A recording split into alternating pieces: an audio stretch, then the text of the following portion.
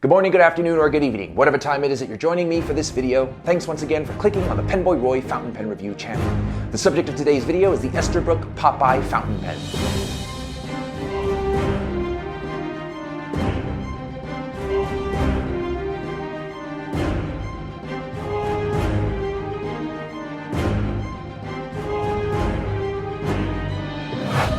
Before I get started, let me first remind you to check out episode 29 of the Pentertainment podcast, available now. In this episode, we talk with Coles of London's newest member, Jonathan Lane. Find out why he's no longer at Pilot and what's new with Visconti. And depending on when you're watching this, episode 30, where I have Brian Hulser of Kenro Industries on talking about Esterbrook and upcoming new pen models.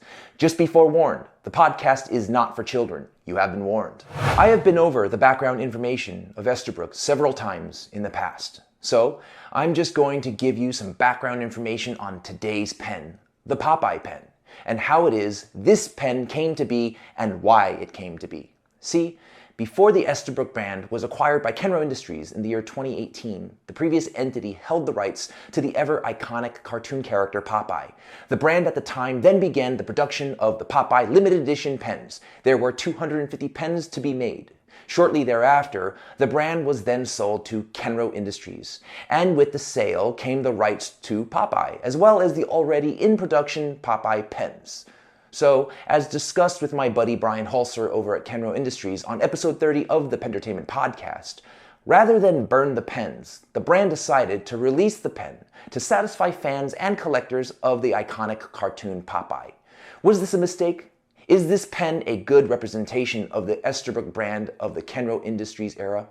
Is this pen a pen that will satisfy the thirst of a fountain pen enthusiast? Stick around and find out. That's all I have for the background information. Moving on to the neutral zone. Those elements about the pen that are neither good or bad, or can be good or bad, depending on you. The nib is a stainless steel nib, similar in size to a number 6 nib. On the shoulders is some scroll work designed to look like a Yovo steel nib. However, this is not a Yovo nib. Under the breather hole is a logo of a clover with 5 petals, I guess, which has nothing to do with Esterbrook. Under that is Iridium Point, Germany. The feed is a cheapy plastic feed found in many pens today. The nib and feed are friction fit into an unremovable nib unit that sits in a black metal grip section. The grip section has an exploding battery shape with barrel threads unified with the grip. There is a thread assembly inside the section threads that serve less purpose than a fishing pole in outer space, being that there are no converters with threads that even fit. The grip threads screw into the metal thread assembly of the barrel. The outside of the thread assembly has threads used in capping that are so sharp they could also be used to shave Ryan from Kenro's beard. The rest of the barrel is a tapering, lacquered metal barrel that has the word Popeye painted into it with red letters. The end of the pen is flat. The cap is a black metal cap that, like the barrel, tapers to the finial. The finial is a flat white finial with a painted image of Popeye in blue. The rear of the cap also has Popeye printed towards the center band. The clip is a spring-loaded clip with the brand name laser engraved on it. The center band is a bulging wedding band style center band with the brand name painted on the front. To the right of that is the limited number marking of the pen, and to the left of the brand name is the copyright marking. The pen was packaged in a metallic royal blue sleeve with the brand and Popeye printed on the top. Slide that off and you have a clamshell box of the same color with a cool foil tag with Popeye on it. Open that up and you will find your pen atop a bedding strapped down with a blue ribbon. Also included in the box is an ink cartridge, as well as an information card from Esterbrook that, other than saying the word Popeye, says nothing about Popeye. Not a picture of Popeye, not a comic strip with Popeye, not a history of Popeye, nothing. The included converter is pre-installed in the pen. That's all I have for the neutral zone. Moving on to the good. Those elements about the pen that are good. This pen has Popeye on it. That's all I have for the good. Moving on to the bad. Let's talk coin. This pen has an obscene price of $175. However, with retailers here in the US, you can score this pen for the still obscene price of $140. Now, to me, that is way too much money for what this pen is. And what this pen is, it is barely. So let me rephrase.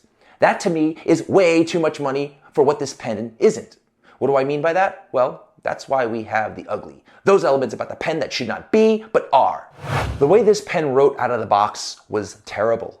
It was super scratchy. Now, for reviews, I don't typically smooth nibs for the writing sample, but in this case, it was just too much to bear. And make no mistake, it wasn't toothiness, and it wasn't feedback, nor was it any kind of misalignment amazingly. No, it was just straight up scratchiness, and it was not a good experience. It was so bad that it was actually scraping the paper off the pad. Yeah, that bad. But after some smoothing, I got it to write decently. But here's another kick in the balls. There is an opening in the cap by the top of the clip that's about 1/4 of an inch long. That allows the nib to dry very quickly. I'm talking after putting the pen down for 10 minutes, all kinds of hard starts, and having to prime the feed type quickly. That is a complete and total no-no for fountain pens. Now, let's talk about the balance.